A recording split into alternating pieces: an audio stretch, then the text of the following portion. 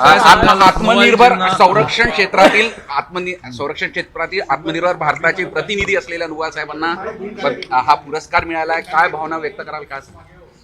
आज आमच्याकरता आनंदाचा दिवस आहे की आज केंद्र सरकारने आणि माननीय पंतप्रधान नरेंद्र मोदीजींनी आमच्या सरकारने सत्यनारायणजी नुवालजी यांना सन्मानित केला आहे पद्मश्री देऊन. सत्यनारायण नुवालजींनी संरक्षण जे आपलं विभाग आहे यामध्ये भारत हा आत्मनिर्भर व्हावा याकरता जे अत्यंत महत्त्वाचे आधुनिक शस्त्रसाठा त्यांनी तयार केला आणि एक मजबूती देशाला देण्याचा प्रयत्न केला. आपल्या भारत मातेला सुरक्षित करण्याकरता एक मोठं योगदान सत्यनारायण नुवालजींनी दिलेलं आहे. मी त्यांचं अभिनंदन करण्याकरता त्यांच्याकडे आलो आहे, त्यांचे आभारी मानण्याकरता आलो आहे की त्यांचं योगदान हे अत्यंत मोठं आहे आणि मी त्यांना खूप खूप शुभेच्छा देतो. त्यांच्या सर्व परिवारालाही शुभेच्छा देतो. डिफेन्स क्षेत्रामध्ये भारताला आत्मनिर्भर करण्यासाठी नुवालजीचं मोठं योगदान आहे जगभरात. काय आज संपूर्ण जगामध्ये आमच्या नागपूरचं विदर्भाचं नाव हे पोहोचवण्याचं कार्य आणि संपूर्ण देशामध्ये एक्सपोर्ट करून आणि विदेशात अनेक देशामध्ये एक्सपोर्ट करून देशालाही आत्मनिर्भर करण्याचं काम केलं. आज आमच्या डिफेन्स मिनिस्ट्रीमध्ये परवा आपण बघितलं असाल की माननीय केंद्रीय मंत्री राजनाथ सिंगजी येऊन गेलेत.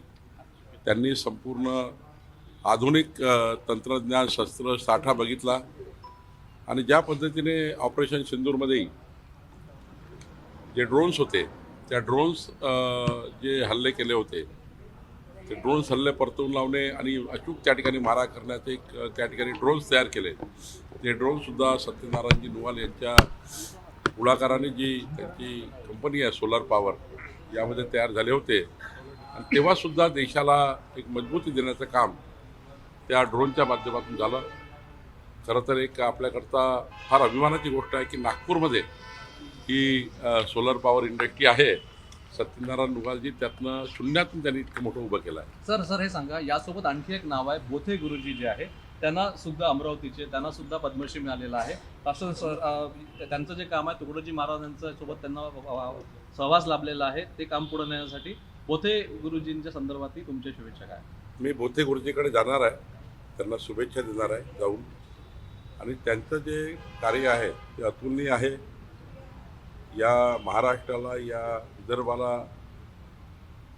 तुकडोजी महाराजाचा जो ग्रामगीता आहे, जो ग्रामसार आहे, हा जनाजनापर्यंत पोहोचवून ग्रामसमृद्धी आणण्याचं काम तुकडोजी महाराजांनी केलं आणि त्याला पुढं नेण्याचं काम बोथे गुरुजींनी केलं आणि त्यामुळे बोथे गुरुजीचाही सन्मान मी घरी जाऊन करणार आहे.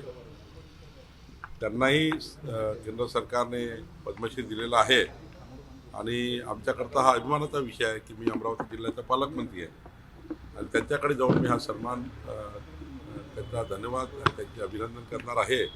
बोथे गुरुजीनं मोठं कार्य उभं केलं, त्यामुळंच आमचे पंतप्रधान मोदीजी आणि केंद्र सरकारने त्यांना पद्मश्रीचा अवॉर्ड दिलेला आहे. माजी राज्यपाल भगतसिंग कोश्यारी यांना पद्मभूषण पुरस्कार दिलेला आहे.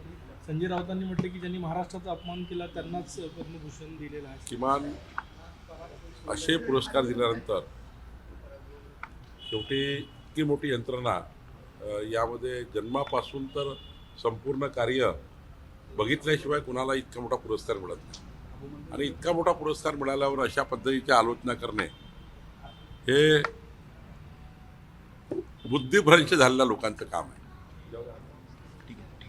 गणेश नाईकांना आता पॉलिटिकल प्रश्न नाही घेऊ. सर एक प्रश्न असा आहे, आता भाषण जे तुम्ही दिलं त्या भाषणामध्ये 6000 मेगावॅट वीज सोलरद्वारे निर्माण होईल असं तुम्ही सांगितलंय. जे पंप्स ऑफलाईन पद्धतीनं आहे ते पंप्स ऑनलाईन पद्धतीनं ग्रीडमध्ये जोडण्यासाठी काय प्रयत्न होणार आहे आणि शेतकऱ्यांसाठी वेगळी कंपनी किंवा शेतकऱ्यांसाठी फ्री बिल असं तुम्ही जाहीर केलेलं आहे. सोलरच्या 6000 मेगावॅट कसं ऑफलाईन ऑनलाईन होणार आहे? माननीय देवेंद्र फडणवीसजीचं मी मनापासून महाराष्ट्राच्या जनतेमार्फत आभार मानतो की माननीय देवेंद्रजींनी त्यांच्याकडे हा ऊर्जा विभाग स्वतः त्यांनी आपल्याकडे ठेवला आणि गिनीज बुक ऑफ इंडियामध्ये, गिनीज बुक ऑफ वर्ल्ड रेकॉर्डमध्ये त्यांचा हा विक्रम, म्हणजे एकूण देशात जेवढे सोलर पंप लागले शेतकऱ्याचे त्यातले 60% सोलर पंप एकट्या महाराष्ट्रात लागले आहेत आणि अवॉर्ड मिळाला, गिनीज बुक ऑफ रेकॉर्डचा अवॉर्ड मिळाला आहे खात्याला. त्यामुळं खरं तर शेतकऱ्यांना दिवसा वीज देणे, शेतकऱ्यांना मोफत वीज देणे, हे जे कमिटमेंट आम्ही विधानसभेच्या निवडणुकीमध्ये जनतेला केलं होतं, शेतकऱ्यांना केलं होतं, ते कमिटमेंट आम्ही पूर्ण केलेलं आहे आणि करतो आहे. पुढच्या 4 वर्षामध्ये 2029 पर्यंत महाराष्ट्रातल्या एकाही शेतकऱ्याकडनं आम्ही विजेचं बिल घेणार नाही, पंपाचं बिल घेणार नाही आणि जे आता डिमांड करतील त्यांना 3 लाखाचा पंप हा 25,000 रुपयात देतो. 3 लाखचा पंप 25,000 रुपयात त्यांना मिळत आहे. इतका सबसिडी गव्हर्नमेंटने दिला आहे आणि ही सबसिडी वर दिलेला पंप महाराष्ट्राने सर्वात जास्त लावला, 60% पंप लावला. त्यामुळं एक नवी क्रांती महाराष्ट्रात आली.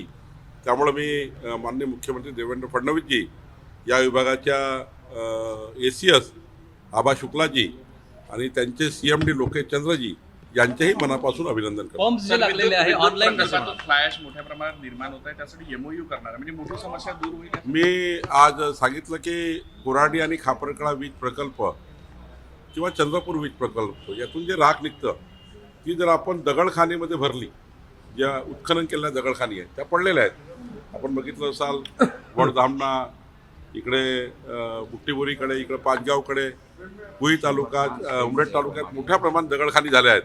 ही राख तिथे भरली तर हा एरिया समतल होईल आणि प्रदूषण जे राखेमुळे होतं तेही कमी होईल. त्याला मुरमाची लेअर टाकून आम्ही समतल परिसर करू तर राखेची समस्या आम्ही सोडवणार आहोत. पंप्स जे असतात ते ऑनलाईन कसे होणार? जे पंप्स लागले आहेत महाराष्ट्रात, ते ग्रीडमध्ये कसे जोडणार आहात तुम्ही? पहिले तर आपल्याला महत्त्वाचं आहे की ग्रीड पेक्षा शेतकऱ्यांना आत्मनिर्भर करून दिवसाने सकाळी 7 संध्याकाळी 6 हे उन्हेवरच वीज तयार होणार आहे. आपण दिवसाने वीज शेतकऱ्यांना पाहिजे, रात्री वीज नको आहे. सकाळी 6 ते सायंकाळी 6 12 तास वीज पाहिजे आहे. आणि जे ग्राहक विजेवर आहे, इलेक्ट्रिकच्या विजेवर आहे, म्हणजे रेग्युलर विजेवर आहे, पारंपरिक विजेवर आहे, त्या ग्राहकांना तर त्या ठिकाणी सबसिडी आहे, त्या ग्राहकांनाही मोफत दिलेल्या आहेत, त्या ग्राहकांना आम्ही वीज देतो आहे. पण दिवसाने मात्र वीज जर पाहिजे असेल तर सोलर पंपावर शिफ्ट व्हावं लागेल आणि बाकी रात्रीची वीज पाहिजे असेल तर त्यांना पारंपरिक घ्यावी लागेल. त्याच्यावरही आम्ही त्यांच्याकडनं पैसा घेणार नाही.